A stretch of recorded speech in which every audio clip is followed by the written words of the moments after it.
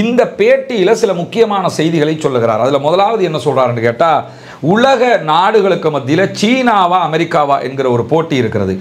இவ்வளவு அநியாயங்களை இஸ்ரேல் செய்கிற போதும் அவர்களால் நாங்கள் நல்லவங்க, நாங்கள் செய்கிறது சரிதான் என்பதை இந்த உலகத்திற்கு கொண்டு போய் சேர்க்க முடியாமல் போய்விட்டது. காரணம், அல் ஜசீரா என்கிற ஒரு தனித்த ஊடகம். இப்படி சொல்லக்கூடியவர் காசாவை பற்றி கொஞ்சம் விரிவாகவே பேசுகிறாரு. பேசும்போது என்ன சொல்றாருன்னா, இரண்டாம் உலக மகா யுத்தம் இது எல்லோருடைய கண்களுக்கு முன்னாடி இருக்கக்கூடிய ஒரு மாபெரும் அழிவு. இரண்டாம் உலக மகா யுத்தத்தில் ஹிட்லருடைய நாசிக்களுடைய படை முழுவதுமாக யூதர்களை அழித்தொழித்தது. யூதர்கள் மேலே பெரிய பரிதாபம் ஏற்பட்டது. உலக அளவில் இப்படி ஒரு சமூகத்தை அழிக்கிறதா அப்படின்னு சொல்லி உலகமே அவர்கள் மேலே பரிதாபப்பட்டது. பலஸ்டைன் சுதந்திரம் கிடைக்கும் போது நான் உயிரோடு இருக்கிறதுக்கு வாய்ப்பில்லை அப்படிங்கிறாரு. அதை எதுக்காக அவர் சொல்கிறாருன்னு கேட்டால், பாலஸ்தீனத்தினுடைய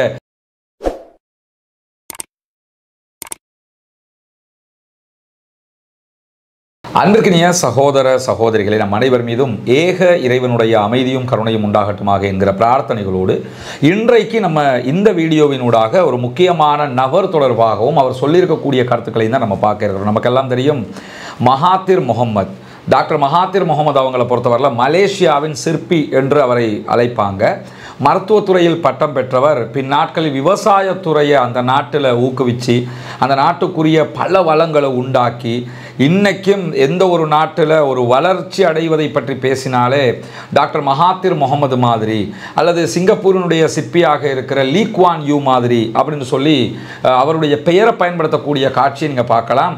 இலங்கையினுடைய தேர்தல் களத்தில் கூட கோட்டாபே ராஜபக்ஷ தேர்தலுக்கு வருகிற நேரத்தில் இந்த இரண்டு பேர்களும் திரும்ப திரும்ப பயன்படுத்தப்பட்டதை நீங்கள் பார்த்துருப்பீங்க. இவர் வந்தால் எப்படி தெரியுமா, ஒரு லீ குவான் யூ மாதிரி இருப்பார் அல்லது ஒரு மகாதிர் முகமது மாதிரி இருப்பார் என்று ஒரு நாட்டை டெவலப் பண்ணுறவங்களை பற்றி பேசும்போது இவருடைய பெயர் தவிர்க்க முடியாத ஒரு பெயராகத்தான் பேசப்படும். டாக்டர் மகாதிர் முகமது அவங்களை பொறுத்தவரையில் 1960களுக்குள்ள அவர் அரசியலுக்குள்ள பிரவேசிக்கிறாரு.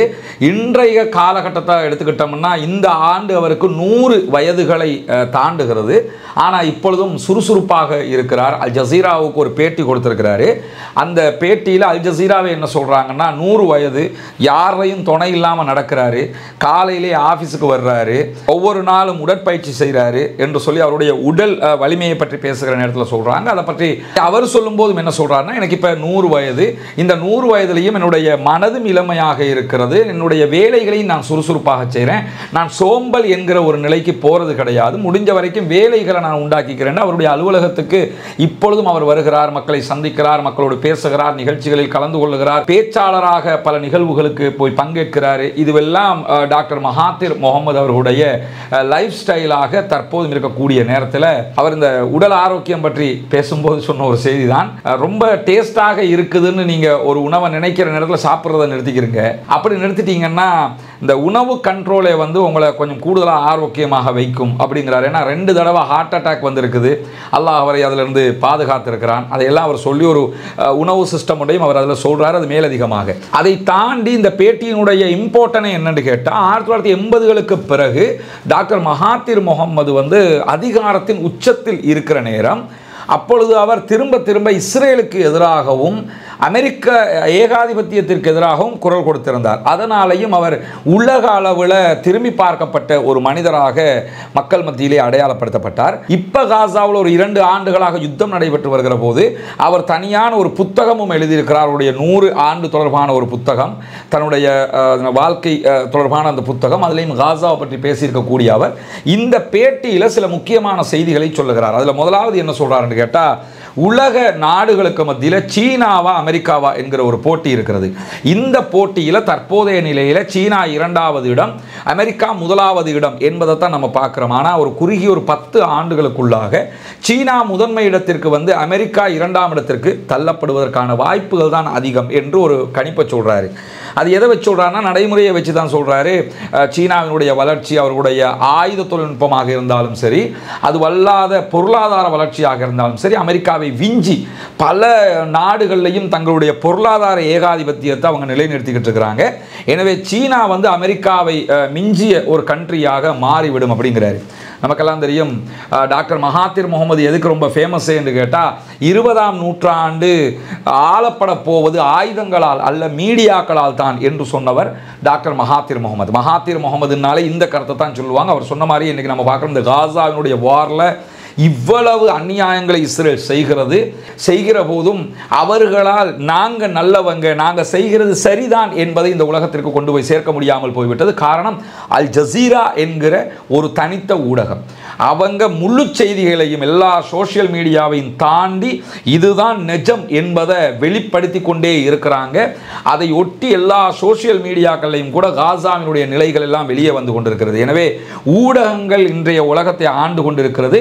அதிலும் உண்மை செய்தியை அல் ஜசீரா கொண்டு போய் கொடுத்து கொண்டிருக்கிறது என்பதையெல்லாம் நம்ம பார்க்க முடியும். இப்படியான சூழ்நிலையில் தான் அமெரிக்காவினுடைய அதிபர் டொனால்ட் ட்ரம்ப் நிறைய நாடுகளுக்கு டேரிஃப் போட்டுக்கிட்டு வர்றாருல, வரி விதிப்பு. இந்தியாவுக்கு 50% விதிச்சிருக்கிறாரு. அதே நேரத்தில் இந்தியாவுக்கு ஈக்குவலாக பார்க்கப்படக்கூடிய டர்க்கிக்கு வெறும் 15% தான் வரியை விதிச்சிருக்கிறாரு.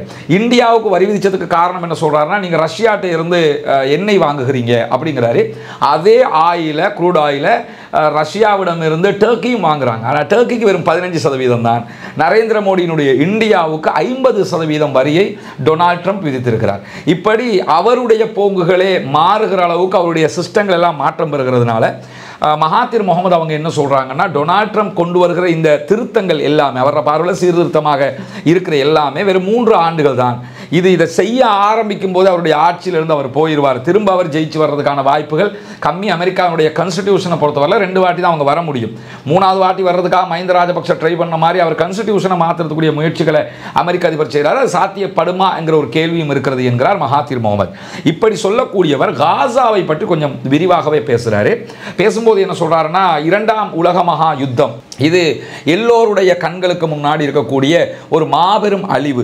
2ஆம் உலக மகா யுத்தத்தில் ஹிட்லருடைய நாசிக்களுடைய படை முழுவதுமாக யூதர்களை அழித்தொழித்தது. யூதர்கள் மேல பெரிய பரிதாபம் ஏற்பட்டது. உலக அளவில் இப்படி ஒரு சமூகத்தை அழிக்கிறதா அப்படின்னு சொல்லி உலகமே அவர்கள் மேல பரிதாபப்பட்டது. இது உலகத்தில் நடந்த மிகப்பெரிய அழிவுகளில் ஒன்று. அதே போன்று நடந்த இன்னொரு அழிவு என்னன்னு கேட்டால், பொஸ்னியாவில் அங்கிருந்த இஸ்லாமியர்கள் கொன்றொழிக்கப்பட்டது. 1990களில் முற்பகுதிகளில் நடந்த சம்பவம் இது. பொஸ்னியாவில் முழுவதுமாக இஸ்லாமியர்கள் கொன்றொழிக்கப்பட்டார்கள். இந்த 2 சம்பவத்தையும் ஒப்பிட்டு டாக்டர் மகாத்திர் முகமது என்ன சொல்றாருன்னு கேட்டா, இந்த 2 சம்பவங்களும் உலகத்தில் நடந்த மாபெரும் இன அழிப்புகளாக இருக்கிற போது இந்த யூதர்களுக்கு நடந்த அநியாயங்களை பற்றி எல்லாம் நான் என்ன நினைச்சுக்கிட்டு இருந்தேன் என்று சொன்னா, யூதர்கள் ரொம்ப பாதிக்கப்பட்டுட்டாங்க நாசிக்களுடைய படையால, ரொம்பவே அழிவுக்குள்ளாக்கப்பட்டுட்டாங்க. எனவே உலகத்தில் அவங்க மற்ற மக்களோடு ரொம்ப அன்பாக பண்பாக இருப்பாங்க. ஏன்னா பாதிக்கப்பட்ட மக்கள் தானே, ரொம்ப அன்பாக பண்பாக இருப்பாங்க, யார் மேலேயும் அட்டாக் பண்ண மாட்டாங்க, ரொம்ப பணிஞ்சு போவாங்க. இப்படித்தான் நான் நினைச்சிருந்தேன்.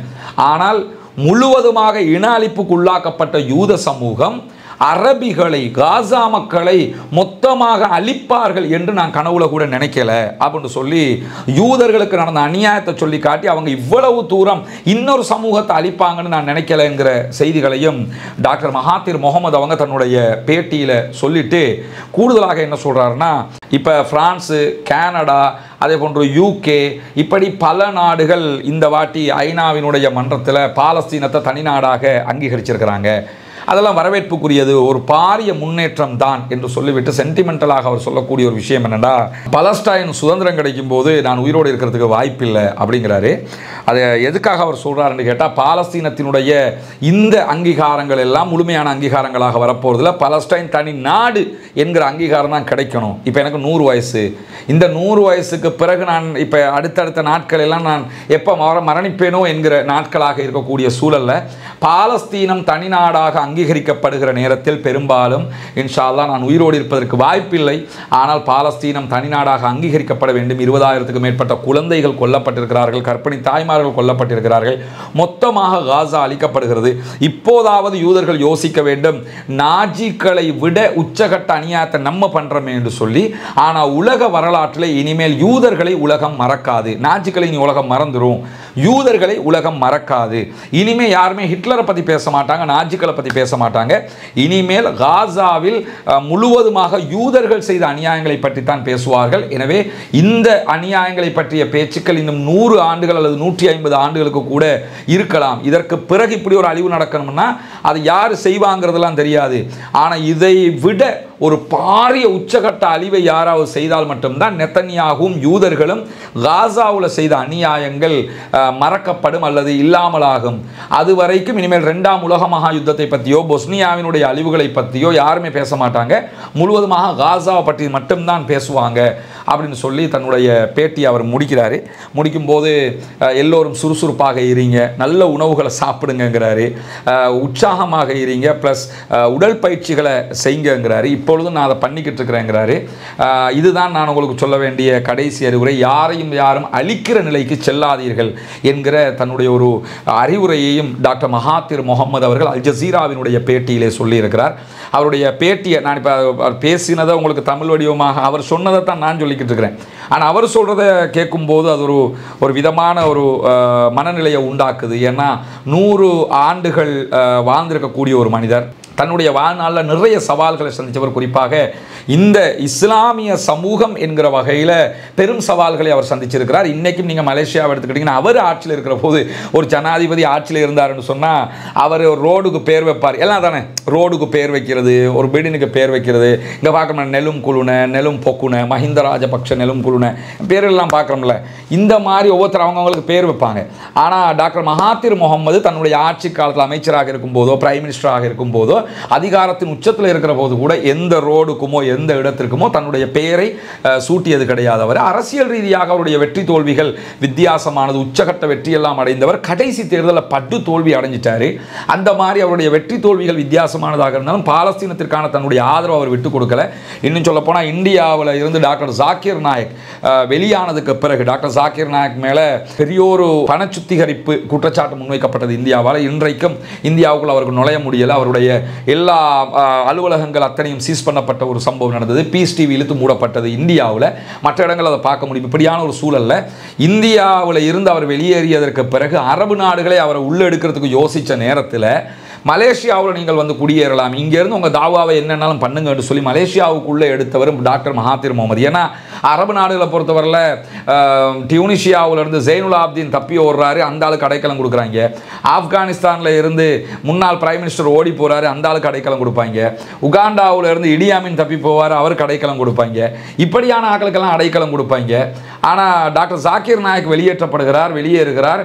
அவர் மற்ற நாடுகள் அழைப்பதற்கு முன்பதாகவே டாக்டர் மகாத்திர் முகமது அழைச்சிட்டாரு, அவருக்கு இடம் கொடுத்தாரு, பிரச்சாரத்துக்கான வாய்ப்பு கொடுத்தார். இன்றைக்கும் டாக்டர் ஜாக்கிர் நாயக் அங்கிருந்தும் பிரச்சாரம் பண்றாரு, வெளிநாடுகளுக்கும் சென்று பிரச்சாரங்களில் ஈடுபடுகிறார். எனவே இப்படி இஸ்லாமிய பிரச்சாரத்துக்கும் இஸ்லாமிய தாவா களத்திற்கும் அவரால் முடிந்தவற்றையெல்லாம் பண்ணியிருக்கக்கூடிய ஒருவராக இருக்கிற டாக்டர் மகாத்திர் முகமது அவர்கள் தன்னுடைய இறுதி காலத்திலும் காசாவுக்காக குரல் கொடுத்த ஒருவராக மாறி இருக்கிறார். அல்லாஹ் அவருக்கு அருள் புரிய வேண்டும். அல்லாஹு தஆலா அவருக்கு மேலும் நல்ல வழிகாட்டுதல்களை கொடுக்க வேண்டும். அவருடைய செயல்பாடுகள் நல்ல விதமாக அமைய வேண்டும் என்கிற பிரார்த்தனையோடு ஆயிஷா சிஸ்டர், முகமது பிரதர், இது எங்க வீடு இல்லை, எங்கட பொறுப்பு முடிஞ்சு. முதலாவது வீடு இவங்களுக்கு தான் கையளிக்கிறோம். உங்களை மாதிரி என்றாலும் வேலை செய்யக்கூடிய ஒருத்தர் கொழும்புல ஒரு உண்டியலை கொண்டு வந்தார். 9500 ரூபா சம்திங், அதுல காசு இருந்துச்சு. அந்த உண்டியலை கொண்டு வந்தாரு. என் வீட்டு திட்டங்களை சேர்த்துக் கொள்ளுங்க. இப்படியெல்லாம் சேர்த்து செஞ்சிருக்கிறோம் அல்ஹம்துலில்லாஹ். இரண்டாவது வீடு இது சகோதரர் ரியாஸுக்குரிய வீடு. எனக்கு நிறைய கனவு ஒன்று இருந்த அந்த கனவு எனக்கு நிறைவேற்றி, அதனால் ரொம்ப சந்தோஷப்படுறேன்.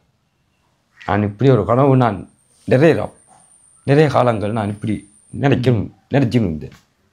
எனக்கு அமைஞ்சிட்டு என் பிள்ளைகள் இப்போ நிம்மதியாக பழக்கக்கூடிய அளவுக்கு நிம்மதியாக. மூணாவது வீடு நம்ம கையளிக்கிற சகோதரர் கரீம் அவங்களுக்கும் அவங்களோட மனைவிக்கு தான் நம்ம ஒப்படைக்கிறோம். வீடு பிடிச்சிருக்கா? உள்ள போய் பார்த்தீங்களா? சந்தோஷமா?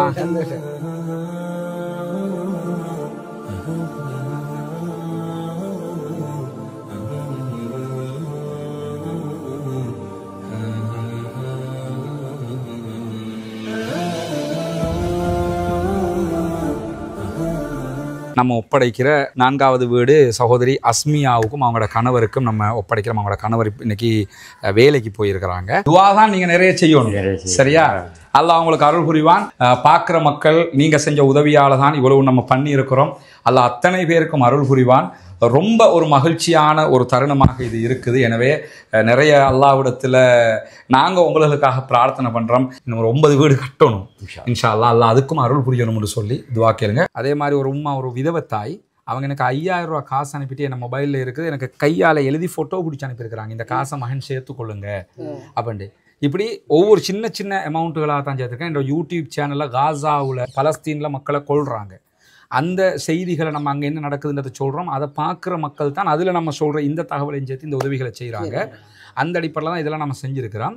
அவங்களுக்காகவும் என்ன செய்யுங்கன்னு கேட்டால் நீங்கள் வந்து துஆ செய்யுங்க இன்ஷா அல்லாஹ். இதுதான் நம்ம அடுத்து கட்ட இருக்கிற இடம். 4 வீடுகள் கிட்டத்தட்ட இவரில் கட்ட முடியும். அதுக்குரிய ஃபவுண்டேஷன் போடுகிற வேலைகளை ஆரம்பிச்சிருக்கோம். இன்றைக்கி தான் அதுக்குரிய வேலைகள், ஃபவுண்டேஷன் போடுகிற வேலைகள் ஆரம்பிக்கப்பட்டது. கற்களை கொண்டாந்து போட்டிருக்கிறாங்க. மேலதிகமாக இன்ஷா அல்லாஹ் அடுத்த வேலைகள் நாளை காலையில் இருந்து தொடரும் இன்ஷா அல்லாஹ் ஆரம்பிக்க இருக்கிறது. எனவே இந்த வேலைகளும் நீங்கள் தருகிற உதவிகளை கொண்டு தான் நம்ம செய்ய இருக்கிறோம்ங்கிறதுனால நீங்கள் தான் இதற்கும் உதவ வேண்டும். அல்லாஹ் உங்களுக்கு அருள் புரிய வேண்டும். உங்கள்கிட்ட தான் நம்ம இதை கேட்க முடியும். காசாவில் நடக்கக்கூடிய அநியாயங்கள் தொடர்பான வீடியோக்களை பார்க்கக்கூடிய சகோதரர்கள் நீங்கள் தான் இதுக்காக அள்ளி அள்ளி தர்றீங்க. சிறு தொகையாக இருந்தாலும் உங்களால் முடிந்ததை நீங்கள் தர வேண்டும் என்று நம்ம கேட்டுக்கிட்டு இருக்கிறோம். சதகத்துல் ஜாரியாவாக ஜகாத்து பணத்தையும், ஜகாத்து பெறக்கூடிய 8 கூட்டத்தாரில் ஒரு கூட்டத்தார் முஅல்லஃபத்துல் குலூப், உள்ளங்கள் ஈர்க்கப்படுகிறவர்கள் என்று அல்லாஹு தாலா சொல்லி காட்டுகிறான். எனவே இந்த இஸ்லாத்தை ஏற்றுக்கொண்ட சகோதரர்களும் அதிலே ஒரு குரூப்பாக இருக்கிறதுனால உங்களுடைய ஜகாத்து நிதிகளையும் நீங்கள் தாராளமாக அதற்காக தர முடியும். இதில் மொத்தம் 4 வீடுகள் இந்த லேண்டுக்குள்ளே கட்ட முடியும். இந்த லேண்டும் நம்ம விலை கொடுத்து வாங்கியிருக்கிறோம் அல்ஹம்துலில்லாஹ்னு சொல்லி. ஏற்கனவே கட்டப்பட்ட ஒவ்வொரு வீடுகளும் 25 லட்சங்கள் சுமார் ஒவ்வொரு வீட்டுக்கு நம்ம செலவழிச்சிருக்கிறோம். முழுமையாக கம்ப்ளீட்டடாக ஒவ்வொரு வீட்டையும் நம்ம செஞ்சு கொடுத்துருக்கிறோம். அதே மாதிரி தான் இந்த இடத்துல 4 வீடுகள் கட்ட வேண்டி இருக்கிறது. எனவே இந்த வீட்டுக்கான உதவி ஒத்தாசைகளையும் வாரி வழங்குமாறு அன்பாக கேட்டுக்கொள்கிறோம். உங்களிடத்தில் மட்டும்தான் நாங்கள் கேட்டு வர முடியும். எனவே இந்த வீடியோக்களை பார்க்கிற சகோதரர்கள் இதற்கான உதவிகளை வாரி வழங்குங்கள். முன்னால் தெரிகிற நம்முடைய வங்கி கணக்கிலக்கத்திற்கு நீங்கள் உங்களால் முடிந்த உதவித்தொகைகளை அனுப்பித்தர முடியும். அதே நேரத்தில் வெளிநாடுகளிலிருந்து பணம் அனுப்ப முடியாது இந்த அக்கௌண்ட்டுக்கு என்று சொல்லக்கூடியவங்க முன்னால் தெரிகிற என்னுடைய வாட்ஸ்அப் மற்றும் தொலைபேசி இலக்கத்தை தொடர்பு கொள்ளுங்கள். உங்களுக்கு அதற்குரிய வழிகாட்டுதல்களையும் நம்ம தருவதற்கு தயாராக இருக்கிறோம். வல்ல இறைவன் நம்முடைய அனைத்து பணிகளையும் புரிந்து கொள்ள வேண்டும். அந்த மக்கள் மகிழ்ச்சியாக அதை ஏற்றுக்கொண்ட காட்சிகளை நீங்கள் பார்த்துருப்பீங்க.